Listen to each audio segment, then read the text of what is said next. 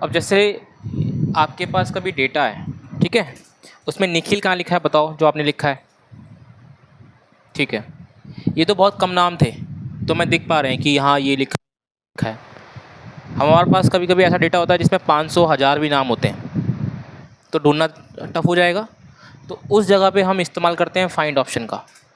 याद रखने के लिए यहाँ देखो, आप एक दूरबीन बनी हुई है, आपने कुछ भी सिलेक्ट नहीं करना है, पहले कोई ज़रूरत नहीं है सिलेक्ट करने की, आपने सीधे फाइंड ऑप्शन पे जाना है।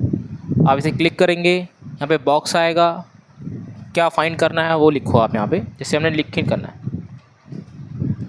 निखिल लिखा, फाइंड नेक्स्ट कर दिया, वो डेटा सेलेक्ट हो जाएगा जो होगा, ठीक है।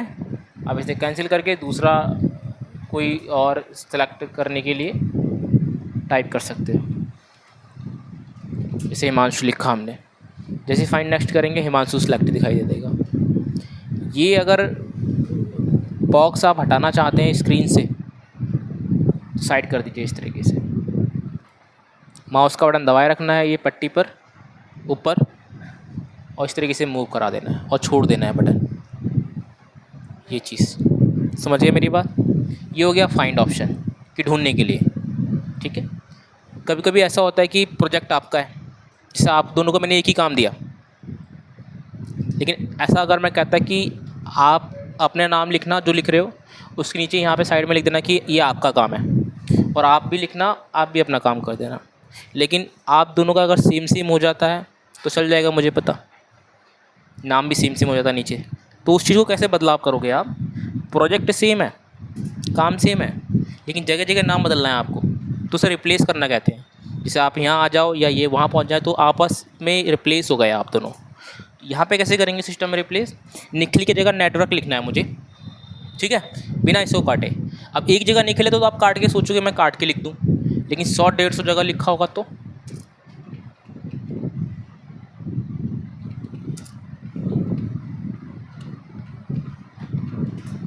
ठीक है, अलग अलग जगह है, पता भी नहीं कि लगातार है या कहाँ कहाँ है, ये भी नहीं पता हमको, तो हम रिप्लेस बटन का इस्तेमाल करते हैं। बहुत ज़रूरत होती है इसकी, डेट चेंज करनी होती है डाटा एंट्री में हमें, तो रिप्लेस का इस्तेमाल कर लो। नाम चेंज करना होता है, एंट्री वही चाहिए, तो इसका इस्तेमाल करो रिप्लेस का। आप क्लिक करिए, साइड करिए इसको, जो चीज़ बदलनी है वो ऊपर लिखेंगे आप, ठीक है। नीचे नया बदलना है नया लिख दो, पुराना बदलना है पुराना लिख दो। जैसे मुझे नेटवर्क लिखना है, नेटवर्क पीछे शीट में है नहीं, लिखा, रिप्लेस ऑल करने पे सारे एक साथ रिप्लेस हो गए, देखो कोई भी नहीं है निखिल, अब जहाँ भी होगा पूरी शीट में हो जाएगा।